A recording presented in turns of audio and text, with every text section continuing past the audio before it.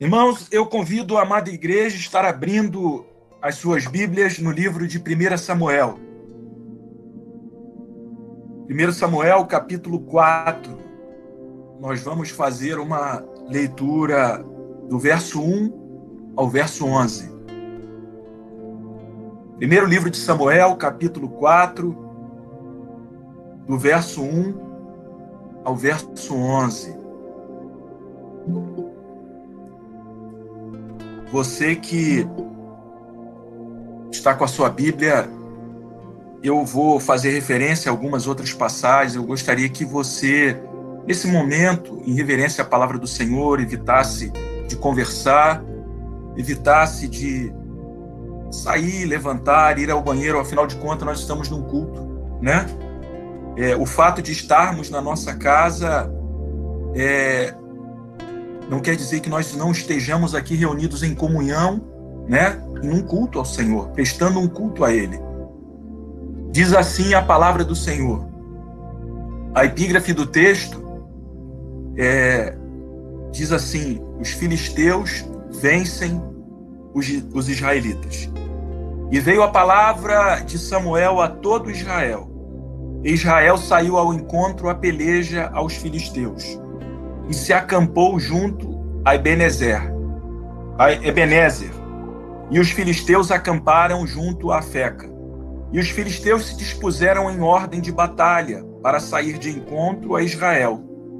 E estendendo-se a peleja, Israel foi ferido diante dos filisteus, porque feriram na batalha no campo uns 4.000 homens. E todo o povo, ao arraial, disseram aos anciãos de Israel: por que nos feriu o Senhor hoje diante dos filisteus? Tragamos de Siló a arca do concerto do Senhor, e venha no meio de nós, para que nos livre da mão de nossos inimigos. Enviou, pois, o povo a Siló, e trouxeram de lá a arca do concerto do Senhor dos exércitos, que habita entre os querubins. E os dois filhos de Eli, Ofni e Finéias, estavam ali com a arca do concerto de Deus. E sucedeu que, vindo a arca do concerto do Senhor ao arraial, todo Israel jubilou com grande júbilo, até que a terra estremeceu. E os filisteus, ouvindo a voz do júbilo, disseram: que voz tão grande de júbilo é esta no arraial dos hebreus? Então souberam que a arca do Senhor era vinda ao arraial. Pelo que os filisteus se atemorizaram, porque diziam: Deus veio ao arraial. E diziam mais: ai de nós, que tal nunca sucedeu antes. Ai de nós, que nos livrará da mão destes grandiosos deuses. Estes são os deuses que feriram os egípcios com todas as pragas junto ao deserto. Esforçai-vos e sede homens, ó filisteus, para que porventura não venhais a servir aos hebreus, como eles serviram a vós. Sede, pois, homens e pelejai. Então pelejaram os filisteus, e Israel foi ferido. E fugiram cada um para a sua tenda. E foi tão grande o estrago que caíram de Israel 30.000 homens de pé. E foi tomada a arca de Deus. E os dois filhos de Eli, Ofni e Finéias, morreram. Feche seus olhos e vamos orar ao Senhor. Pai celestial, Senhor amado, Pai bendito e santo, amado Deus, Senhor, eis aqui, Senhor, a Tua palavra. Senhor, a Tua palavra, ela não é palavra de homem. Senhor, estou aqui, Senhor, diante da Tua igreja, Senhor, espalhadas pelos 4 cantos deste Brasil. Senhor, estamos aqui reunidos, Senhor, através desta plataforma, Senhor, aleluia, unidos em comunhão, unidos, Senhor, para prestar um culto de adoração, de exaltação a Ti. Senhor, neste momento de oração, eu rogo a Ti, Senhor, aleluia, Jesus, para que eu diminua e para que Tu cresças. Senhor, que esta palavra esteja indo ao encontro, Senhor, de cada vida, de cada família, de cada lar. Senhor, nós temos dito na tua casa, na tua igreja, Senhor, que somos apenas uma caixa de som e não queremos ser diferentes esta noite.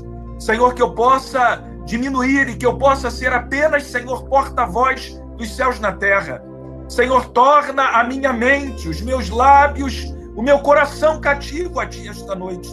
Senhor, e que o teu povo, a tua igreja, Senhor, a todos os nossos amigos e irmãos que estão, Senhor, ouvindo, Senhor, esta palavra, eles possam compreender o alcance, eles possam entender, Senhor, e como ministro da tua palavra, como teu servo e na autoridade que há no teu nome, nós repreendemos agora, Senhor, todo espírito que não te louva, nós repreendemos agora toda incredulidade, toda dúvida, toda distração, toda cegueira espiritual. Pai, que tu possa estar invadindo agora lares, famílias, e que tu possa, Senhor, estar, aleluia, falando a cada coração. Senhor, porque muitas das vezes, ó Deus, não compreendemos, não alcançamos, não entendemos os teus propósitos, os teus desígnios, os teus planos, Senhor, mas preferimos confiar em ti, preferimos seguir adiante, preferimos, Senhor, não largar as redes, ó Pai, olhando para o autor e consumador da nossa fé. Senhor, fala conosco esta noite, fala a cada coração. É o que eu te peço e lhe agradeço em nome de Jesus. Amém. Irmãos, eu já meditava há algum tempo neste texto e aprove ao Senhor estar ministrando para a igreja, para os santos essa noite.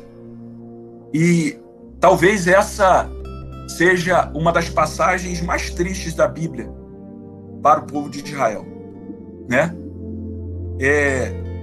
E se você for estudar o contexto aqui em que esta passagem está inserida, se você for ver aqui, e hoje pela manhã, quem assistiu a Escola Bíblica Dominical, eu até falei isso pela manhã, de que o Senhor confirmava essa palavra hoje pela manhã, quando o irmão Keller, ao ministrar a Escola Bíblica Dominical essa manhã, ele fez menção, ainda que en passant, a esse texto que nós lemos aqui em 1 Samuel, capítulo 4, né?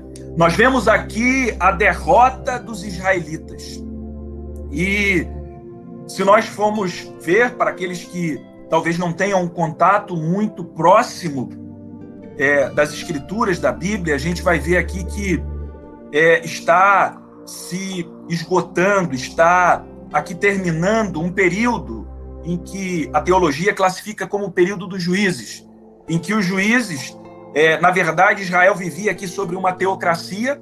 O livro de 1 Samuel comporta um período de tempo, um período cronológico de aproximadamente 140 anos, em que nós vemos aqui momentos que antecederam o nascimento de Samuel, e no momento posterior, e se esgota, se encerra com a morte de Saul, e a chegada de Samuel de forma miraculosa, né? Todos sabem, Ana, mulher de Elcana, você vai ler isso lá em 1 Samuel capítulo 1 e 2, ela faz um voto ao Senhor, e eu vejo se cumprir na vida de Ana aquilo que a Bíblia diz, que o Senhor faz da estéril mãe de filhos, e Ana consagra e faz um voto ao Senhor e entrega Samuel no templo, para que ele fosse consagrado ao Senhor e vivesse uma vida dedicada ao Senhor.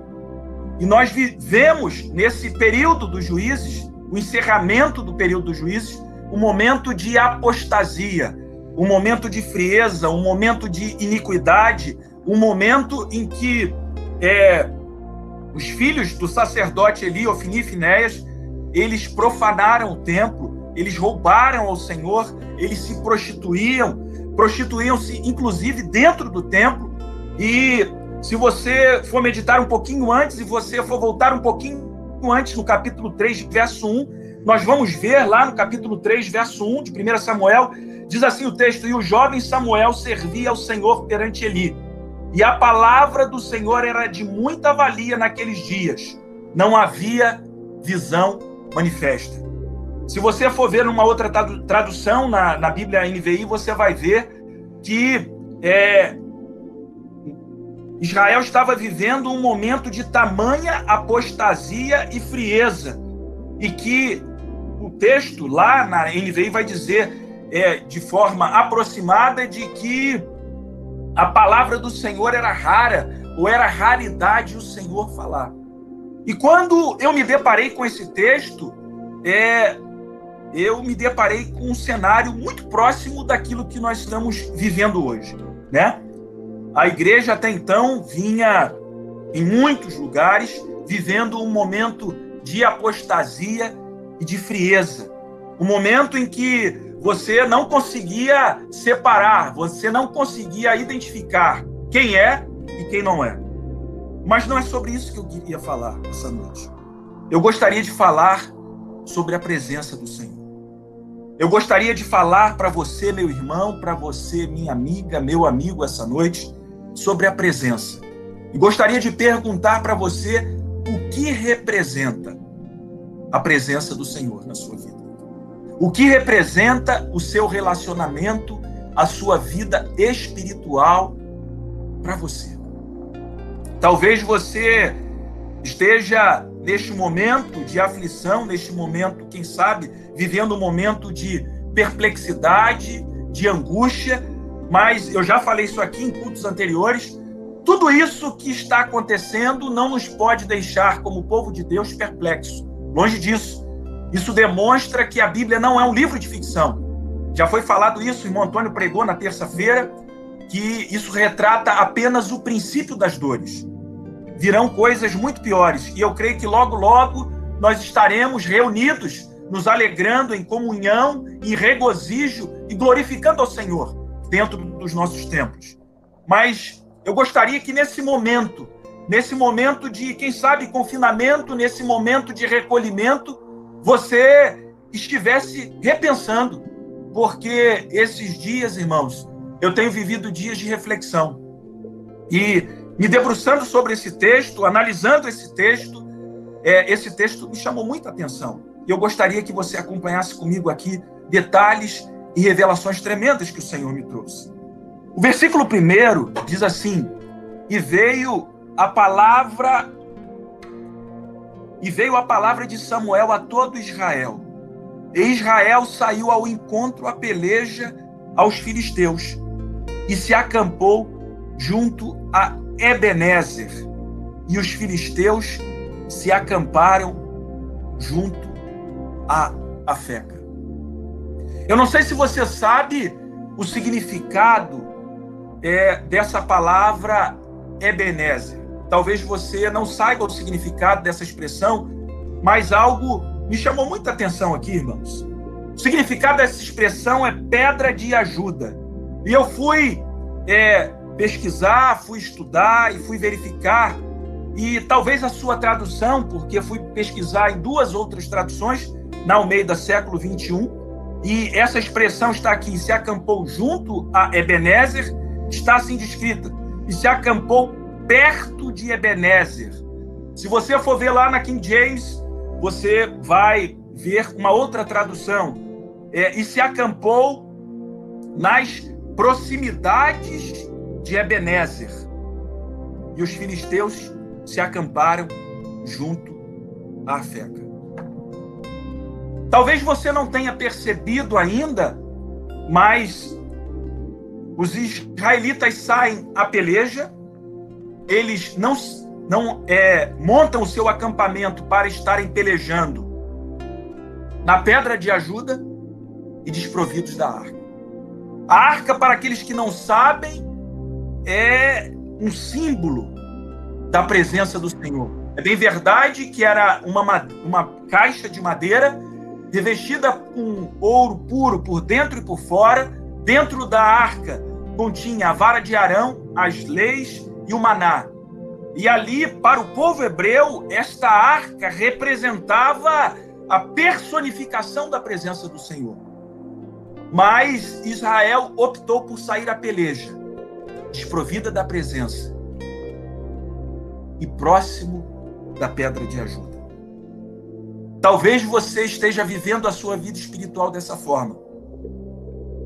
Se você for voltar um pouquinho ao capítulo 3 de 1 Samuel, você vai ver que quando Samuel vai crescendo, os 3 primeiros capítulos de 1 Samuel, há um paralelo da vida dos filhos de Eli com Samuel.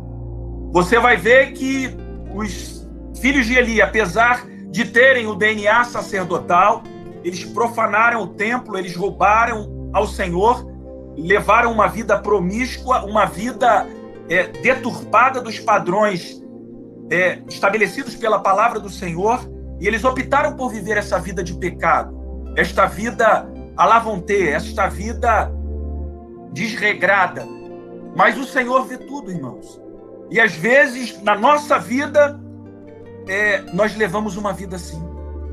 Talvez você não esteja na pedra de ajuda. Talvez você esteja vivendo próximo. Talvez você esteja vivendo um romance. Talvez você seja um simpatizante do Evangelho. Talvez você seja...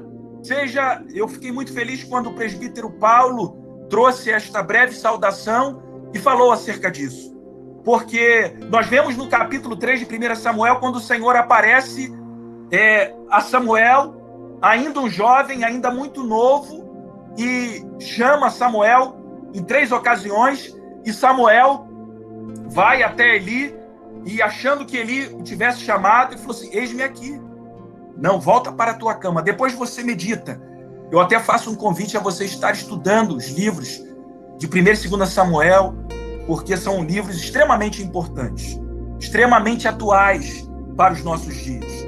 Mas voltando aqui, irmãos, Israel resolveu sair à peleja e acampou-se próximo, perto, nas proximidades da pedra de ajuda.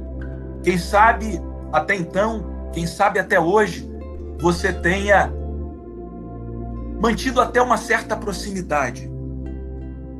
Talvez você tenha encarado ir ao culto, ir à igreja, como algo cotidiano. Talvez você vá à igreja não para adorar ao Senhor, mas para rever os irmãos, rever os amigos. Mas eu chamo a você essa noite para que você valorize a presença do Senhor. A presença do Senhor, irmãos, nós vamos esboçar, nós vamos falar isso essa noite. Não é um arrepio, não é o pular, não é falar em línguas, não é os dons. Eu creio, eu sou pentecostal, fui criado na Assembleia de Deus, mas nós vamos ver aqui, pautado nesse texto, irmãos, do que adianta você ter os dons e não ter os frutos? Do que adianta você ser crente na igreja, você ser crente e não ser crente na sua casa, não ser crente no seu trabalho, não ter os frutos? O Senhor, Ele quer muito mais do que uma mera proximidade. Ele quer relacionamento contigo. Vamos seguir aqui. Então, o versículo 1 diz assim: e veio a palavra de Samuel a todo Israel. E Israel saiu ao encontro à peleja aos filisteus e se acampou junto a Ebenezer. E os filisteus se acamparam junto a Afeca. E os filisteus se dispuseram em ordem de batalha para sair de encontro a Israel. Estendendo-se a peleja, Israel foi ferido diante dos filisteus, porque feriram na batalha, no campo, os 4.000. E tornando o povo ao arraial, disseram aos anciãos de Israel: por que nos feriu o Senhor hoje diante dos filisteus? Tragamos de Siló a arca do concerto do Senhor, e venha no meio de nós, para que nos livre da mão de nossos inimigos. Aqui eu extraio uma outra lição. É muito comum nós atribuirmos os nossos percalços, as nossas derrotas, as nossas desilusões ao Senhor. A minha Bíblia e a sua Bíblia, eu nunca vi o Senhor perder uma batalha. Muitas das nossas derrotas, das nossas decepções, eu tenho dito isso na Escola Bíblica Dominical, existe até um livro de um pastor americano, Decepcionado com Deus, pastor Philip Yancey, e já falei isso lá na igreja, na Escola Dominical, algumas vezes, e eu não creio que Deus possa nos decepcionar. Deus decepciona, entre aspas, algumas pessoas porque as pessoas nutrem ou enxergam Deus como um capacho, como se Deus fosse obrigado a fazer. Deus não é obrigado a nada. Ele já pagou um alto preço por mim e por você, morrendo na cruz do Calvário, entregando a sua vida. Entregando a sua vida por mim e por você. O que Deus requer de nós é relacionamento, é comunhão, é intimidade. E os israelitas mandaram, e aqui algo extremamente relevante, porque a arca não só não estava com o povo de Israel, como a arca estava a cerca de 42 quilômetros de distância. Porque o texto nos diz que eles foram buscar a arca em Siló. Siló, se você for pesquisar e for realizar uma pesquisa, você vai ver que Siló ficava a cerca de 42 quilômetros de Ebenezer, ou nas proximidades de Ebenezer. E aí eu trago uma outra lição para você. Há quanto tempo você não chora diante do Senhor? Há quanto tempo você não sente a presença do Senhor? Há quanto tempo você não lê a Bíblia? Há quanto tempo você não se relaciona com Ele? Porque foi lido aqui, a leitura oficial dessa noite foi o Salmo 91. Talvez você tenha até na sua casa a sua Bíblia aberta no Salmo 91. Mas a Bíblia aberta no Salmo 91 não será algo místico, não será um amuleto. Os israelitas estavam aqui considerando a arca como algo místico, como um amuleto. A presença do Senhor, ela tem que estar dentro de nós. A presença do Senhor tem que estar dentro da sua casa. A presença do Senhor tem que estar dentro da sua vida, dentro da sua família. E por isso, meu irmão, minha irmã, eu conclamo aos irmãos a estarem vivendo este momento preparado pelo Senhor. Eu tenho dito isso, que nós, em breve, teremos notícias de milagres. Nós teremos notícias de casamentos restaurados, de vidas libertas, esposos salvos, famílias curadas e restauradas pelo Senhor. Eu creio nisso. Sabe por quê, irmãos? Às vezes nós precisamos de um tratamento de choque. Às vezes Deus precisa nos parar para nós ouvirmos a sua voz. Porque nós estamos tão ocupados com os nossos afazeres, nós estamos tão preocupados com o nosso dia a dia e nos esquecemos daquilo que realmente importa. E aí, os israelitas aqui atribuem o fracasso, a derrota ao Senhor. Por que nos feriu o Senhor hoje diante dos filisteus? O Senhor não tinha ferido os israelitas. Eles pecaram e mandaram buscar a arca, né? Vamos seguir aqui. Enviou, pois, o povo a Siló e trouxeram de lá a arca do concerto do Senhor dos Exércitos, que habita entre os querubins.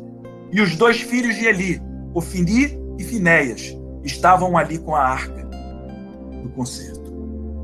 Aqui eu consigo extrair uma outra lição. Não se pode carregar a arca de qualquer maneira. Uma das passagens em que sempre me despertou assim a maior perplexidade está lá em 2 Samuel, se não me engano, capítulo 6, quando Davi assume todo o trono. Inicialmente ele vai reinar sobre Hebrom e depois ele assume todo o trono, ele vai reinar sobre todo Israel. E Davi se prontifica a trazer a arca a Jerusalém. Só que trouxeram a arca de qualquer maneira. E Uzá é fulminado. Os irmãos já conhecem essa passagem. E sempre me despertou uma certa perplexidade o juízo de Deus ali em cima de Uzá. Mas lendo esse texto e meditando nesse texto, eu vejo aqui, extraio uma lição. Nós não podemos carregar a arca de qualquer maneira. O Espírito Santo, ele é um cavaleiro. O Espírito Santo, ele tem ciúme de mim, de você. Eu pergunto a você, meu irmão, há quanto tempo você não tem sentido a presença do Senhor? Há quanto tempo você não se derrama aos pés do Senhor? Há quanto tempo você não clama ao Senhor, esse Deus que Ele anseia, Ele deseja, Ele quer relacionamento comigo e contigo? Mas vamos seguir aqui. E elegeram Ofni e Finéias para carregar a arca do Senhor. E sucedeu que, vindo a arca do concerto do Senhor ao arraial, todo Israel jubilou com grande júbilo, até que a terra estremeceu. E os filisteus, ouvindo a voz do júbilo, disseram: que voz tão grande de júbilo é essa no arraial dos hebreus? Então souberam que a arca do Senhor era vinda ao arraial. Se você for ver, talvez a sua versão da Bíblia seja próxima, ou seja, a NVI, você vai ver que lá na NVI disse que os israelitas gritaram de júbilo, de alegria pela chegada da arca. Mas aqui eu vejo, irmãos, e aí por isso que eu fiz pontuei aquela situação de que aqui eu vejo barulho e movimento sem relacionamento. É uma palavra dura, mas nós temos vivido muito barulho e muito movimento sem relacionamento. Do que adianta eu pular na igreja? Do que adianta eu bradar na igreja e chegar em casa e não tratar bem meu esposo? Do que adianta eu bradar na igreja, eu glorificar ao Senhor na igreja e não ser uma bênção no meu trabalho, não ser uma bênção na faculdade, não ser uma bênção com as pessoas que estão à minha volta? Barulho e movimento sem relacionamento. Como é que eu posso me relacionar com um Deus santo, com um Deus tremendo, maravilhoso na terra, e as minhas atitudes, o meu comportamento é totalmente dissociado do Deus que eu sirvo, do Deus que eu prego, do Deus que eu creio? Mas vamos seguir. E os filisteus, ouvindo a voz do júbilo, disseram: que voz de tão grande júbilo é esta no arraial dos hebreus? Então souberam que a arca do Senhor era vinda ao arraial, pelo que os filisteus se atemorizaram, porque diziam: Deus veio ao arraial. E diziam mais: ai de nós, que tal nunca sucedeu antes. Ai de nós, quem nos livrará da mão destes grandiosos deuses? Estes são os deuses que feriram os egípcios com todas as suas pragas junto ao deserto. Esforçai-vos e sede homens, ó filisteus, para que porventura não venhais a servir aos hebreus, como eles serviram a vós. Sede, pois, homens e pelejai. Então pelejaram os filisteus, e Israel foi ferido, e fugiram, cada um para sua tenda. Foi tão grande o estrago que caíram de Israel 30.000 homens de pé. Barulho sem relacionamento. Eu comecei essa pequena exposição falando acerca da presença. E eu volto a fazer a pergunta para você, irmãos: o que representa Jesus na sua vida? O que representa o Espírito Santo na sua vida? Se as pessoas que fazem parte do seu contexto social, aí onde você está, acessarem as suas redes sociais agora, elas verão Jesus lá no seu Facebook? Verão Jesus lá no seu Instagram? Verão Jesus no seu comportamento? Verão Jesus no seu modo de falar, no seu modo de agir, no seu proceder? Porque desse texto aqui, irmãos, eu extraio um princípio bíblico. A forma como você se relaciona com Deus pode trazer vida ou morte. Se você for estudar a Bíblia, e aqui eu vou fazer algumas referências, eu gostaria que você anotasse e depois você pesquisasse você vai ver que a arca de Deus aqui é tomada. E ela é levada, depois você vai lá ler no capítulo 5, no capítulo 6 e depois no capítulo 7 de 1 Samuel, e você vai ver exatamente isso que eu estou falando. Você vai ver que a arca de Deus, ela é levada pelos filisteus. E essa arca, inicialmente, ela é colocada no templo de Dagon. E aquela divindade filisteia, ela sofre as consequências, o juízo de Deus, e aquela imagem é quebrada. E depois ela vai se passando de cidade em cidade. E trouxe uma série de pragas e pestes às cidades daquela nação. E foi tanto que os filisteus resolveram devolver a arca aos israelitas. E essa devolução da arca, e aqui eu trago uma outra revelação a você, eu gostaria que você lesse comigo aqui o capítulo 6, versículo 7, e depois você vai ler, anota também aí, 2 Samuel capítulo 6, versículo 6 e 7. E aqui a Bíblia nos traz uma outra revelação. Agora, pois, tomai e fazei um carro novo, e tomai 2 vacas que criem, sobre as quais não tenha subido jugo, e atai as vacas ao carro, e levai os seus bezerros de após ela para casa. Esse contexto em que esse texto está inserido, os filisteus estão planejando, arquitetando como se daria a devolução da arca.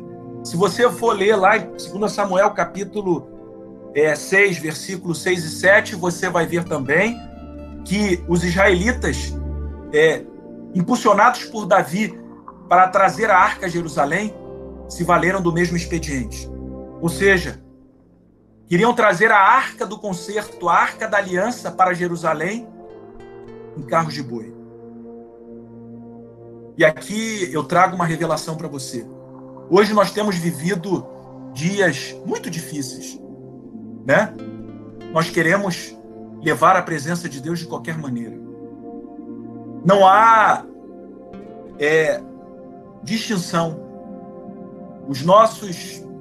A nossa forma de se comportar, a nossa forma de agir, a nossa forma de falar, muitas das vezes se parece com os filisteus. Muitas das vezes nós nos comportamos muito semelhantes, não há diferença. Não há diferença, muitas das vezes, no nosso comportamento. Quando deveríamos amar os nossos irmãos, às vezes os maldizemos, às vezes agimos de forma infeliz. Eu vou trazer aqui um outro texto e gostaria que você também anotasse essa referência bíblica e que também traz à tona esse princípio de que, da forma como você se relaciona ou enxerga a presença do Senhor na sua vida, ela pode trazer vida ou pode trazer morte. A Bíblia diz que quando essa arca ela chega novamente a Israel, ao território de Israel, ela é colocada na casa de Abinadab. E essa arca permanece por cerca de 20 anos na casa de Abinadab.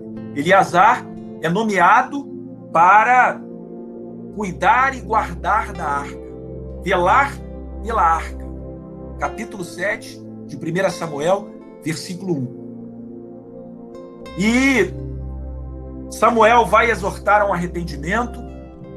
Nós vemos que Deus opera e dá vitória aos israelitas sobre os filisteus. Mas algo que me chama muita atenção é que lá em 2 Samuel capítulo 6, quando Davi resolve levar a arca para Jerusalém, e acontece aquele evento de Judá, e Judá é fulminado e vem a morrer ali, a arca é levada à casa de Obed-edom. E a Bíblia diz que a arca permaneceu na casa de Obed-edom apenas 3 meses.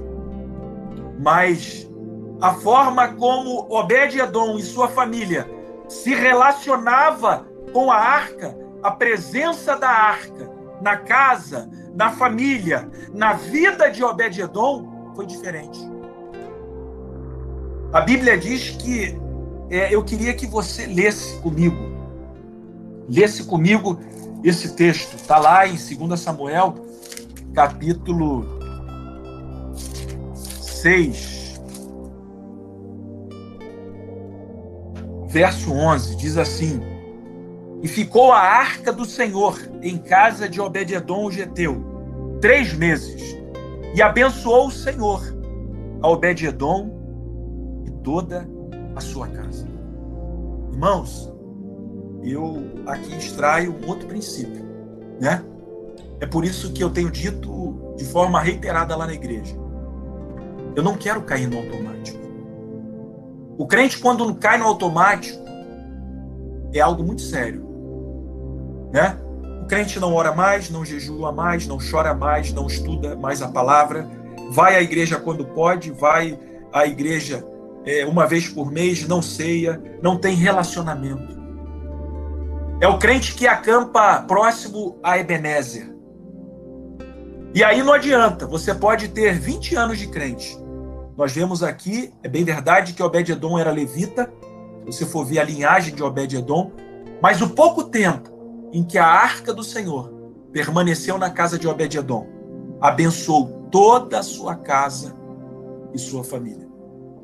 Eu gostaria de encerrar essa breve palavra, essa breve explanação, e fazendo algumas perguntas a você, meu irmão, minha irmã, meu amigo, minha amiga, que talvez esteja assistindo essa palavra. Talvez você tenha em seu coração uma imagem de Deus como uma divindade, como algo tão distante. Um ser que está no céu, que não se preocupa com as suas criaturas aqui na terra, que não se preocupa com os acontecimentos que estão assolando a terra. Eu trago uma palavra para você essa noite. O Senhor, Ele anseia por um relacionamento contigo. O Senhor, Ele almeja, Ele deseja um relacionamento contigo. Mas um relacionamento genuíno. Pode até ser um relacionamento barulhento, porque o assembleano é barulhento. Mas barulho sem relacionamento é movimento. Sabe o Denorex? Parece, mas não é? É exatamente isso. Deus está separando esse tempo para o seu povo, para nós revermos a nossa vida espiritual, revermos os nossos relacionamentos familiares, e aí relacionamentos matrimoniais, relacionamentos entre pais e filhos, relacionamentos do Senhor conosco. Eu creio que será um momento de perdão, um momento de comunhão, um momento de coesão. Hoje pela manhã eu conversava com uma das nossas irmãs, e essa irmã falava conosco no privado, falou assim: poxa, meu irmão, eu nunca senti tanta falta da igreja, eu nunca senti tanta falta de estar junto com os irmãos, de estar abraçando os irmãos, de estar louvando com os irmãos, de estar ministrando com os irmãos. Às vezes Deus nos proporciona algumas situações para nós valorizarmos aquilo que realmente importa. E eu encerro esta mensagem fazendo essas perguntas a você. A presença do Senhor, ela é bem-vinda na sua casa. A presença do Senhor, ela é bem-vinda na sua vida. O Senhor tem espaço na sua casa. O Senhor tem espaço na sua vida. O Senhor tem espaço na sua agenda. Eu faço um desafio a você. Se tudo isso que eu estou pregando aqui for verdade, eu gostaria que você fizesse uma oração a Deus hoje e conversasse com Ele, e falasse com Ele, e perguntasse a Ele se tudo isso aqui que foi ministrado, se o Senhor, Ele anseia por esse relacionamento. Não um encontro casual e estático, não.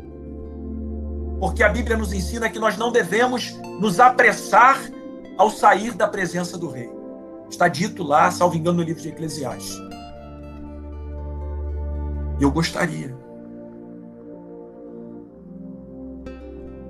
de orar com você essa noite. eu gostaria, estou vendo aqui que são 73 famílias nos assistindo. E nesse exato momento, se você que ouviu essa palavra desse Deus que anseia, que deseja, que almeja esse relacionamento, e você quer estabelecer um pacto, uma aliança com Ele essa noite, você que talvez deseja rever alguns conceitos, sabe, alguns preconceitos, porque nós somos tão preconceituosos, nós achamos que somos o dono da razão, nós achamos que sabemos tudo, sabemos muitas das vezes, achamos que somos o suprassumo da espiritualidade. Mas eu convido a você a estar totalmente dependente do Senhor. Eu convido a você a deixar o Senhor escrever uma nova história para você essa noite. Até você, meu amigo, que já reconheceu o Senhor como Senhor e Salvador da sua vida, mas que essa palavra falou contigo essa noite, eu gostaria de, nesse exato momento, em primeiro lugar, falar para você que talvez é um momento em que alguns irmãos estão com alguns parentes, alguns entes queridos, nesse exato momento, e eu gostaria de que você convidasse essa pessoa. Eu sempre digo, irmãos, lá na igreja, quando me é concedida a oportunidade para fazer o apelo, de que, e a Bíblia diz isso, que aquele que me confessar diante dos homens, eu também confessarei diante do meu Pai, de que o céu é para todos, mas para entrar no céu precisa de um visto. Seu passaporte precisa estar carimbado. E é um ato tão simples. Basta apenas você confessá-lo como Senhor e Salvador da sua vida. Basta apenas você reconhecer que você tem um dono. Irmão Keiler falava essa manhã acerca disso, porque lá na Epístola de Pedro vai dizer que nós somos nação santa, sacerdócio real, povo adquirido, propriedade peculiar. Você tem um dono. Só que você precisa reconhecê-lo como seu dono. E eu queria, nesse exato momento, se você está ouvindo aí, se você quer reconhecer, fazer essa aliança com o Senhor, eu queria que você abrisse o seu microfone e falasse: eu quero, eu desejo. Somente isso. Não precisa se envergonhar. Eu gostaria que você abrisse o seu microfone agora e falar para você, meu irmão, meu amigo, minha amiga, de que tudo isso que está acontecendo é cumprimento da palavra. Você não precisa entrar em pânico, você não precisa ficar atordoado, você não precisa ficar perplexo. E eu gostaria de saber, tem alguém para Jesus essa noite? Alguém que queira reconhecê-lo como Senhor e Salvador da sua vida?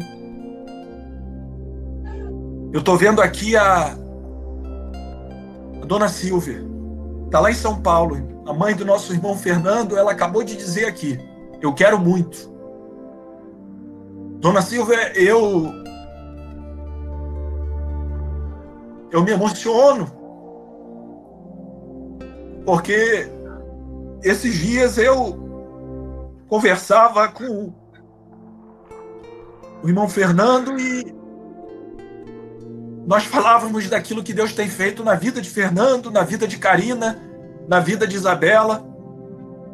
E eu tenho orado muito por vocês aí em São Paulo. Isso é só o começo daquilo que Deus vai fazer. Aquele que começou a boa obra, aquele que começou a boa obra na sua casa, na sua família, há de terminar. E eu gostaria de saber, além da dona Silvia, irmã Silvia, tem mais alguém para Jesus essa noite? Tem mais alguém que queira reconhecê-lo como Senhor e Salvador da sua vida? Esse é o momento. Isso tudo que está acontecendo mostrou para todos do globo terrestre de que essa crise ela foi extremamente democrática. Ela atingiu o rico, atingiu o pobre, atingiu as nações do primeiro mundo, as nações mais pobres, para reconhecer a soberania do nosso Deus. Mas há esperança, irmãos. E eu gostaria de saber, tem mais alguém para Jesus essa noite? Se não tem, nós vamos estar orando pela irmã Silvia, mas eu também gostaria de... Alex Maia também está falando que quer aceitar Jesus como Salvador. Amém. Glória a Deus. Glória a Deus. Aleluia. O Senhor é fiel. O Senhor é fiel. Eu gostaria de saber se tem mais alguém que quer reconhecer o Senhor como o Senhor e Salvador da sua vida. Irmãos, o que está acontecendo é fichinha, perto daquilo que irá acontecer quando o Senhor voltar para nos buscar. Eu queria saber, além do nosso irmão Alex, além da nossa irmã Silvia, irmão Alex, para quem não sabe, eu estou tendo o privilégio de conhecê-lo agora aqui por essa plataforma, é o irmão do nosso obreiro Valeri. Alex, meu irmão, eu tenho orado por você, pela Carol, pela Helena, pelo João Pedro, tá? Eu sei que muitas coisas virão. Aquele que começou a boa obra na sua vida, meu irmão. Nós não tivemos o privilégio de nos conhecer pessoalmente, mas nós nos conheceremos. E você tem um dono, a sua família tem um dono a partir de hoje. Eu creio que virá chuva de bênção sobre a sua vida, sobre a sua casa, sobre a sua família. Eu gostaria de orar. Tem mais alguém para Jesus essa noite? Irmão Alex está lá em Aracaju. Irmão Alex está lá em Aracaju, nos assistindo em Aracaju. Nós temos aqui irmãos de Recife, irmãos de São Paulo, irmãos de Aracaju, irmãos do Rio de Janeiro, irmãos espalhados pelos 4 cantos desse nosso Brasil, né? Deus não faz nada sem propósito. Talvez se nós estivéssemos nesse exato momento nas nossas igrejas, nós não teríamos o alcance que nós estamos tendo agora. Deus cria situações para os desígnios e propósitos dele. Eu queria que você fechasse seus olhos comigo. Depois dessa oração, eu vou passar a palavra ao pastor Fábio, e eu gostaria que o pastor Fábio também orasse por aqueles nossos irmãos que talvez estivessem até hoje se comportando exatamente como esses israelitas, né? Para que nós possamos venerar a presença, venerar o relacionamento com o nosso Deus, porque Ele anseia por isso. Feche seus olhos e ore comigo. Pai Celestial, Senhor amado, Pai bendito e santo, amado Deus, eu te louvo, Senhor, eu te exalto, eu te adoro. Senhor, eu te glorifico, Senhor, por este culto. Senhor, a tua palavra nos diz, Senhor, que há festa no céu quando um pecador se arrepende. Pai, estamos aqui regozijantes por tudo aquilo, Senhor, que tu tens feito. Senhor, tu crias situações, Senhor, que aos nossos olhos, Senhor, nós não entendemos, mas a lógica do céu é diferente da lógica da terra. Pai, eu te entrego agora a vida da dona Silvia nas tuas mãos. Senhor, visita a tua filha agora, Senhor. Senhor, visita, Senhor, o lar da tua filha agora. Senhor, a dona Silvia está reconhecendo a ti como Senhor e Salvador da sua vida. Dona Silvia, Senhor, anseia por um relacionamento contigo, intimidade contigo. Pai, que tu possa estar aspergindo o teu sangue sobre os umbrais da porta do lar, da família, da vida da tua filha. Pai, que tu possa estar escrevendo o seu nome no livro da vida. Tu possa, Senhor, estar abençoando, Pai, a tua filhinha agora, Pai. Visita também, Senhor, a vida do seu companheiro, seu esposo, a vida, Senhor, das suas filhas, ó Pai. Senhor, eu tenho visto, eu tenho presenciado, Senhor, o teu agir de forma extraordinária na vida do nosso irmão Fernando, da vida, Senhor, da nossa irmã Karina, da Belinha, Senhor, que te louvou de forma tão gloriosa. Pai, eu te louvo, Jesus. Senhor, eu te entrego também a vida, Senhor, do nosso irmão Alex. Senhor, isso só nos demonstra, Pai, que tu tens ouvido, Senhor, as nossas orações. Senhor, tu tens, Senhor, ouvido, Senhor, o nosso clamor. Senhor, o irmão Alex está lá em Aracaju agora. Pai, mas nós servimos a um Deus onisciente, onipresente, onipotente. Pai, que tu possa estar indo, Senhor, ao encontro do teu filho agora, ao coração do teu filho agora, escrevendo, Senhor, uma nova história. Senhor, que tu possa estar visitando a vida de Carol, a vida de Helena, a vida de João Pedro, Pai, a vida desta família. Senhor, que a tua presença seja notória, assim, Senhor, como a tua arca, a tua presença foi na casa de Obed-Edom. Senhor, que a tua presença venha fazer morada na casa do nosso irmão Alex, na casa, Senhor, da nossa irmã Sílvia. Senhor, ainda que a distância territorial nos afaste, nós temos um único Deus, onisciente, onipresente, onipotente. Pai, que tu possa abençoar estas famílias e que tu possa, Senhor, aleluia, estar abençoando a cada filho teu. Senhor, fica conosco, é o que nós te pedimos e já te agradecemos em nome de Jesus. Amém. Irmãos, eu agradeço a minha oportunidade em nome de Jesus. Meus amados, nós queremos terminar o culto, né? 8:01 já. Quero agradecer a todos vocês por tudo que Deus tem feito. Quero agradecer a todos os amados irmãos que estão assim nos assistindo, pela paciência, pelo tempo a qual vocês tiveram assim, juntamente conosco, adorando a Deus. Eu creio que Deus falou não somente com o irmão do nosso obreiro Valeri, como também com a mãe do nosso irmão Fernando, como também com toda a igreja, foi alimentada através da palavra. Que Deus possa continuar usando o nosso evangelista Bruno através da administração da palavra, né? Quero lembrar que terça-feira, a partir das 19 horas, estaremos aqui mais uma vez adorando ao Senhor, né? Na direção do nosso evangelista Júnior, juntamente com o professor Keiler, irá trazer uma palavra relacionada ao fim dos tempos. Tudo isso que nós estamos vivendo, o nosso professor Keiler vai trazer a ministração da palavra para o nosso entendimento.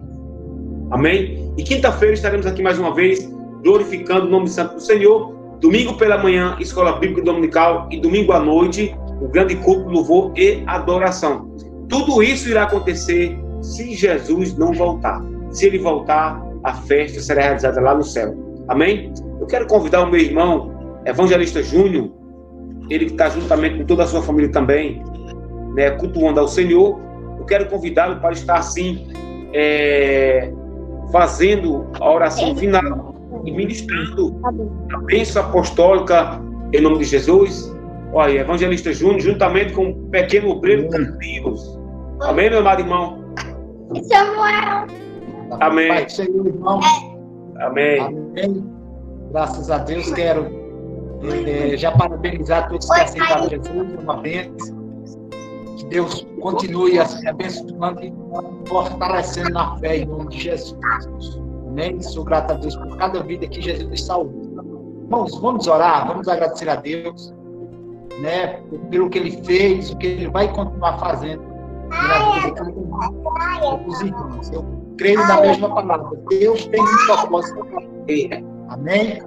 Vamos orar. Senhor, nosso Deus, Amém. nosso Pai, nosso Senhor, nosso Salvador Jesus. Nós te louvamos, Pai, pela tua graça e a tua misericórdia. A tua graça, Senhor, que salvou vidas nesta noite, ó Deus, e nós somos gratos a ti por isso, ó Deus. Senhor, em nome de Jesus, continua sustentando, Senhor, essas pessoas nas suas mãos, ó Deus. E cada dia mais, Senhor, sintam ser, Deus, o desejo de conhecer, ó Deus, e de intimidade com Deus. Senhor, nós pedimos muito mal, pela tua igreja, teu povo, os teus servos, ó Senhor. Que nesse início de semana, Senhor, onde, ó Senhor, cada um, ó Deus, tem os seus aparelhos, embora ainda, ó Deus, estejam em casa, por conta de determinação da liderança, ó Deus. Pai, mas nós te pedimos, repreenda todo o mal sobre a família, Senhor, as famílias dos teus servos, ó Deus. Cada um, Senhor, receba de ti a porção, renovo, ó Deus. Ó Deus, tudo aquilo que precisa, Senhor, para a sua casa, ó Deus. Senhor, em nome de Jesus, que nesses tempos, Senhor, difíceis, onde conhecemos e vemos, Senhor, o cumprimento da tua palavra, Deus, para a tua volta, Senhor. Cada crente, Senhor, receba, ó Senhor, a graça necessária para se sustentar, ó Deus, esperando na tua volta, na tua vida, Senhor, quando o Senhor vem buscar a tua igreja. Pai, no nome de Jesus, nós te agradecemos. Dá uma noite agradável, um sono reparador ao teu povo, ó Senhor. E que as bênçãos, Senhor, as vitórias, Senhor, os milagres cheguem até a casa dos teus servos. E que se tiver, Senhor, agora, nesse momento, algum crente, Senhor, algum irmão, ó Deus, amedrontado, Senhor, com medo, que está sem dormir, preocupado, Senhor, com o seu negócio, com o seu tapadeiro, ó Deus. No nome de Jesus, ó Pai, repreenda agora todo espírito, Senhor, que assim, ó Deus, queira amedrontar no teu povo, porque a tua igreja é mais que vencedora. O sangue de Jesus descer na vida. Pai, no nome de Jesus, mais uma vez que nós podemos por culto. Amém. Receba a bênção em nome de Jesus.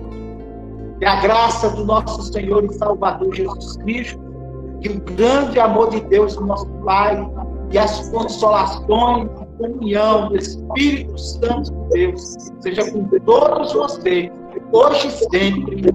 Amém. Amém, meus amados irmãos. Até terça-feira, em nome do Senhor Jesus Cristo. Amém.